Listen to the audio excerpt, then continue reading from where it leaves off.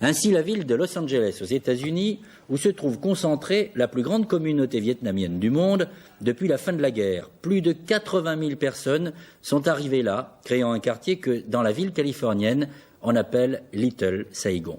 Claude Guénière. Ça s'appelle Little Saigon, mais c'est bien loin de ressembler à ce que fut autrefois la capitale du Sud-Vietnam, une capitale coloniale française, désuète et charmante. Charmant, à propos de cette banlieue sud de Los Angeles, n'est pas le mot. C'est efficace, c'est propre, c'est ultra-moderne, c'est Saigon revu et corrigé par la Californie. Des supermarchés, des avenues larges comme des pistes d'avion, des parkings à l'infini. Et c'est là que se sont installés et prospèrent 125 000 Indo-Chinois, dont 80 000 Vietnamiens, tous ou presque arrivés depuis la chute de Saigon, des boat people qui se sont enfuis en bateau. Exilés hier, ils sont aujourd'hui animés par la volonté de s'implanter, de réussir, mais pas pour demain devenir américains. Ils sont au contraire persuadés que leur salut est dans la réussite de leur communauté et le maintien de leur identité. À des milliers de kilomètres de leur pays qu'ils ont fui parce qu'il était devenu communiste, ils veulent continuer à participer au rayonnement du Vietnam et aussi soutenir ceux qui sont restés là-bas. Ils sont américains sur quelques aspects, sur le langage parlé, sur quelque sorte lifestyle. Mode de vie, oui. Mais nous croyons qu'ils sont toujours vietnamiens dans leur vie intérieure et ils continueront de contribuer sur le développement de la vie des Vietnamiens chez nous, au Vietnam. Ainsi, leur objectif est toujours et encore de rester indépendants. Ils ont leurs propres journaux, par exemple celui-ci, Le Peuple vietnamien, dont le premier numéro est sorti en 1978 et qui publie des nouvelles du Vietnam telles qu'elles arrivent dans les lettres des familles.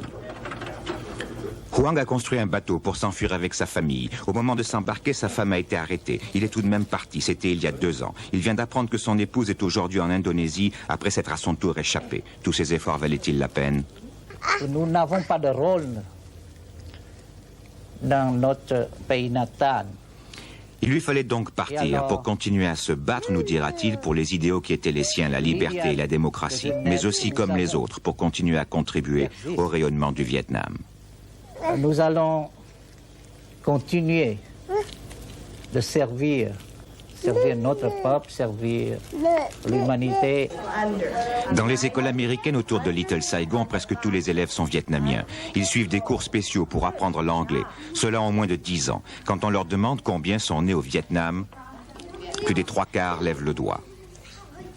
Celui-ci est arrivé il y a 2 ans. Comment? En bateau. Et tous gardent la nostalgie de leur pays. J'aime bien l'Amérique, mais je préfère quand même mon pays parce que j'y suis né et qu'il y reste ma famille et mon père. Plus de 300 000 Vietnamiens habitent aujourd'hui à Los Angeles et sa banlieue, et il en vient chaque jour, attiré par le climat, le même qu'à Saigon sans la pluie, par le dynamisme de la Californie et parce que de l'autre côté du Pacifique, il y a l'Asie. Leur succès est surprenant et a pour la France des conséquences inattendues et positives. Par exemple, les boulangers de Little Saigon font les meilleures baguettes et croissants des États-Unis et les font découvrir aux Américains. Aux États